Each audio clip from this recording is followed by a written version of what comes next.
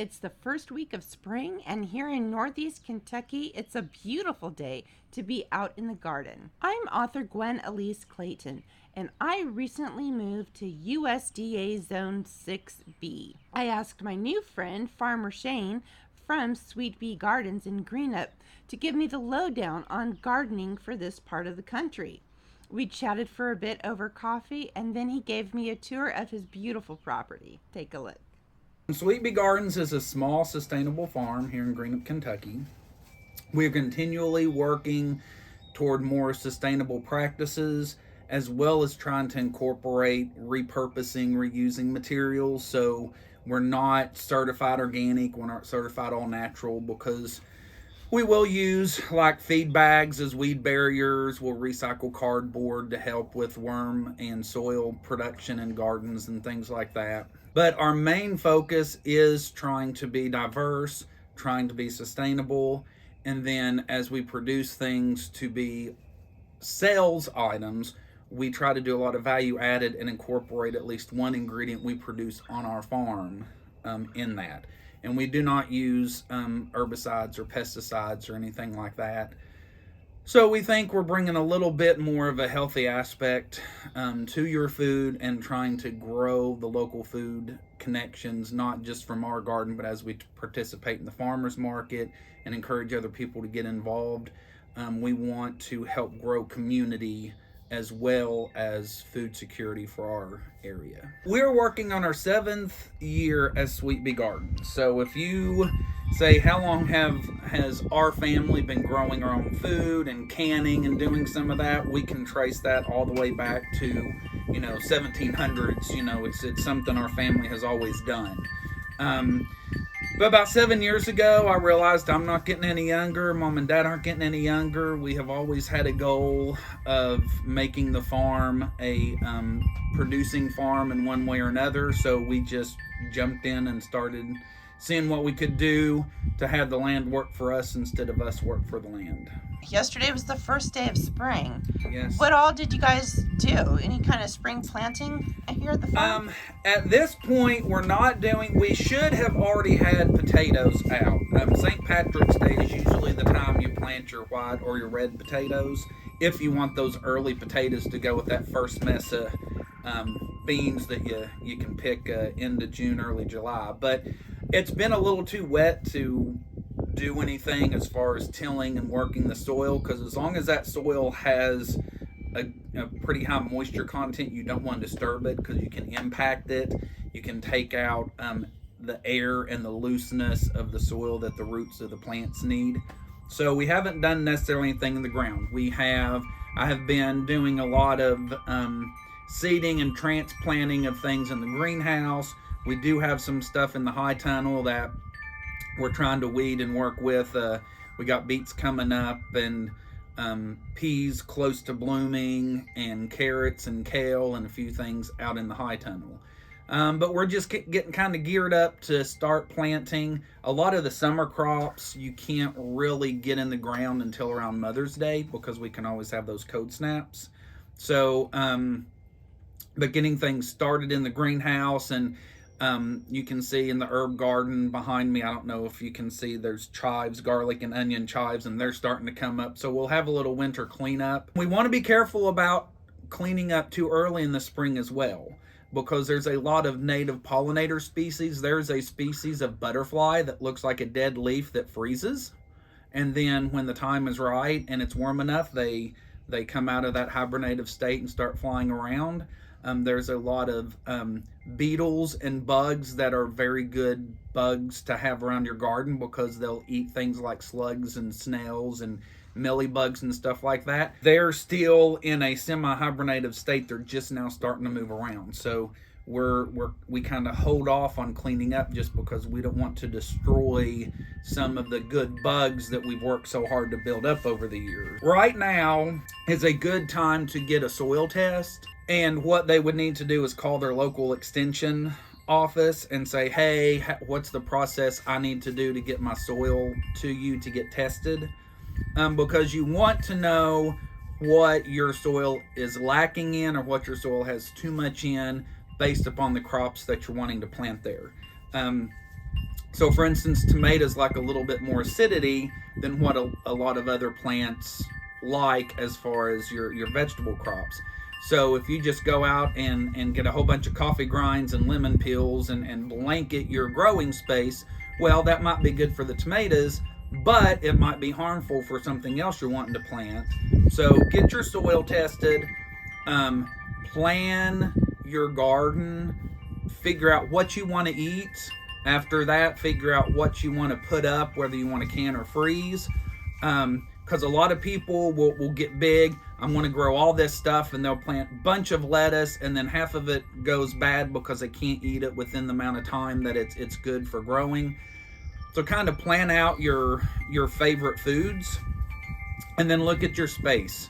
One of the biggest problems people have with gardening is they crowd too much in one area, and sometimes where you'll plant 3 tomato plants, it would be best to plant 1. You'll actually get more produce, better quality produce, and you'll reduce your risk of bug infestations or mold and mildews and things like that because you're giving them just the right space. So you want to look at the packages that are on the back of your seeds, or talk to your nursery person when you're going to buy some things. Do a little research, gardening by the square foot or square foot gardening, companion planting, and kind of really do some drawing and planning to make sure you're getting the best usage and efficiency of that gardening spot, whether it's a little raised bed or whether it's, a quarter acre. You can honestly do just about anything in pots. Your biggest challenge in pot growing is going to, of course, be the size. Of the smaller balcony, the fewer things you can grow, and a lot of the soils you get are sterile. And part of that is good because you don't want a company in California to be bagging up wood chips or soil that has a pathogen or a parasite in it and then shipping it across the country and infecting places where that might not be a problem. Think about your space, and if you're going to plant things in pots, you want to think pots about the size of a 5-gallon bucket or more. So you want to make sure the most important part of any plant is the root system. So you want to make sure you're giving those roots good space to grow. You want to make sure you have good drainage. You don't want to have a deluge come and drown the roots because you don't have enough holes in the bottom of that bucket to drain out, or pot to drain out. And then you want to think about, how do you want to feed that plant? You might be comfortable and okay with going and getting something like a Miracle-Gro. You might want to say, well, I'll take my food scraps and dig down in the dirt by the roots and plant those ever so often. But you want to think about how you're going to get nutrients to your plant, because the soil that you have, unless you buy one that has a pelleted, sometimes when you get your soil, it has like those little pellets, round pellets, and sometimes they're green or white. That can be a slow release fertilizer that company has incorporated. But if you aren't comfortable with doing a chemical-based fertilizer like that, then look at those alternatives like recycling your food scraps or something like that. And then you want to think about sun. Most plants want about 8 hours of sun. If you buy a plant or you're looking at a seed pack and it says full sun, you're looking at 10 plus hours of sunlight. If it says shade or part shade, you're looking at that 6 to 8 hours. So think about where you're growing, and if you're not getting enough sun, that's okay. You can go to a place like Burt's Pet Center.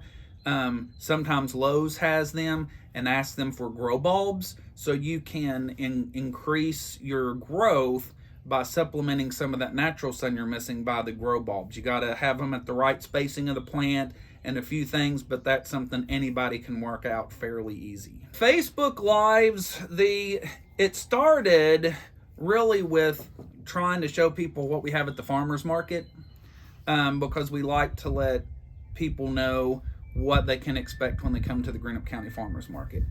But when COVID hit, I noticed there were a lot of people posting on they were starting a garden for the first time, they were planting seeds for the first time, and I wanted to say, let me just give you a little bit and piece of advice along the way, because I have learned some painful lessons over the years. I do not have a formal education. So as I go to conventions and seminars and trainings, I kind of pick up things that I necessarily hadn't learned when I was younger and try to incorporate that. Again, that's part of our continually working towards sustainability. But I said, if I could just do some small 10, 15 minute, here's a way to build a worm composter. Here's a way to start seeds. Here's what you need to think about with transplanting your seedlings and things, just to give people some nuggets of knowledge to help them along their way. And we usually end the Farmer Shane Fridays, the time that the farmers market starts, because we get so busy doing prep for the farmers market for Saturday and things that we kind of just focus on that at that point. Tell me about the farmers market. The Greenup County Farmers Market is the only certified market in Greenup County. That means that we are partnered up with the University of Kentucky and Kentucky University. They do a lot with the feeding of the extension programs, which the farmers market is under those. Being a certified market means that everyone who sells, if there is some type of training or education or class or certificate that they have to have, they have that or they can't sell. So for instance, to sell the plants that I sell, the native pollinators and some vegetable plants and some herb plants and stuff, I have to have a nursery license. So what that means is I have a team at UK who make sure that I'm growing the right kind of plants. I'm not growing invasive species things to spread out. They want to make sure that if I have a problem, like a couple of years ago, if you followed us, I brought some plants up from Florida and I didn't isolate them and double check to make sure I didn't bring anything up, and I brought the citrus mealybug. So someone from UK actually came, got a sample of the stuff, took it back to UK, figured out what it was with microscope and some testing, and then helped me set up a plan to make sure that I'm staying within that non-pesticide growing style, but how I can deal with that to maintain it. So that basically means when you come to the Greenup County Farmers Market, everyone has a team of people behind them, from the extension agents to 2 universities, making sure that we're doing things efficiently, making sure we're doing things safely. That goes with the food handling, the jams, the jellies, the breads. That goes with the people who are selling meats, all kinds of things. And I think April 1st, we find out how many people are going to be accepted. I know 28 people applied for the Granite County Farmers Market this year, so I have heard. So we're really excited about that because we want to grow. And we also incorporate artisans. So, a lot of people go to Kroger, they go to Walmart. Why? Because they can get clothes, they can get stuff to cook with, they can get their food, they can get a multiple things at one spot, and that's what we're trying to do with the farmers market, while we maintain that precision of skill and artisanship and things like that. So that's a process that everyone has to go through. The market starts May 7th, and we kick that off with a huge spring event. So we have a lot of other people who aren't part of the farmers market, but they can set up, because what's the first weekend of May? You got Mother's Day. You got a lot of people doing things, crafty and stuff. So we'll have a few extra things then. But then it's every Thursday evening and every Saturday morning. And we set up right under the maple trees at the side of the McConnell house. So it's very picturesque, nice walking path. And then every now and again, the side porch of the McConnell house will have music. So we're really trying to develop a place for the community to not only get the things that they need for their daily lives, as far as food or cutting boards and things that are useful, but also another very important thing that we're providing is an opportunity to build that sense of community. A lot of times I run into people I went to school with and former teachers that we've had, and it's like a mini class reunion. It's very important psychologically. We know human interaction is healthy for your mind, spirit, body, soul, however you term those things. And if we can provide a place to do that in Greenup, we are building a better, healthier, more connected community.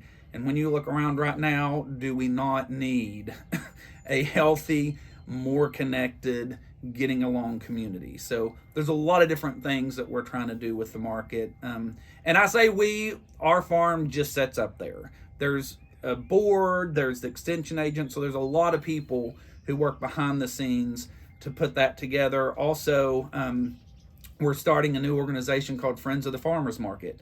I think they're meeting March 26th at Pappy's, because where people aren't doing things to sell at the market, but they still want to be a part of the market. So we're finding ways to incorporate people who want to be involved with that. Everything in this garden is for pollinators from some source, as well as food for the birds. All right, see all these down here? Mm-hmm. Let those go to seed. I collect the seed to start, but they'll volunteer some start, so I can dig those out of the gravel and pot them up. So we're always maintaining a little bit more sustainability, because we're not having to constantly buy plants or seeds of some of the stuff. This is air conditioned? No, the fans just kick on and pull air through. So it pulls the cool air from outside and pushes it through and sucks it out the fans there. And that's what keeps it cool.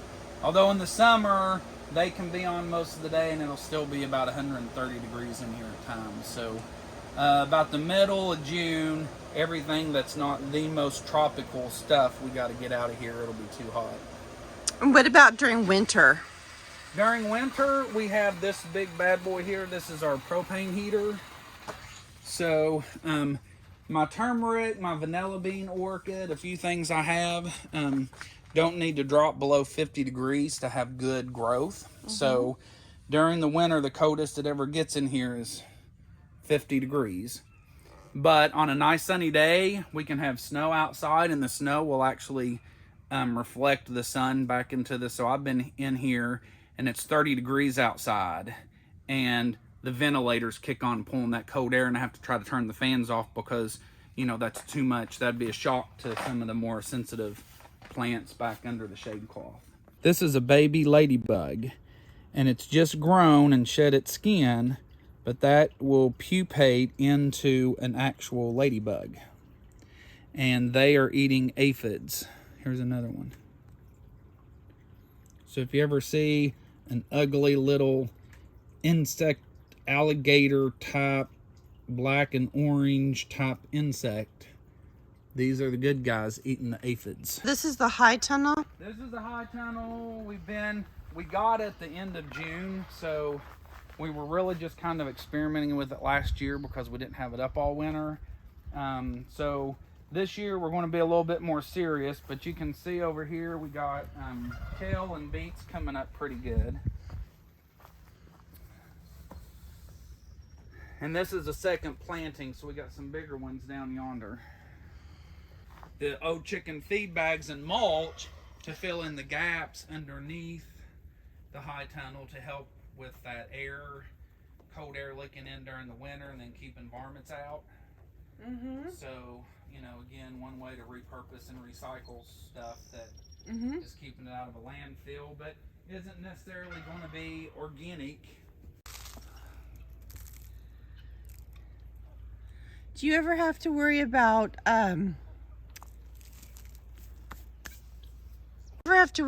predators getting into your chickens? We do. That's what the dogs are here. They're actually pretty good to keep things run off. And Boots is actually really good.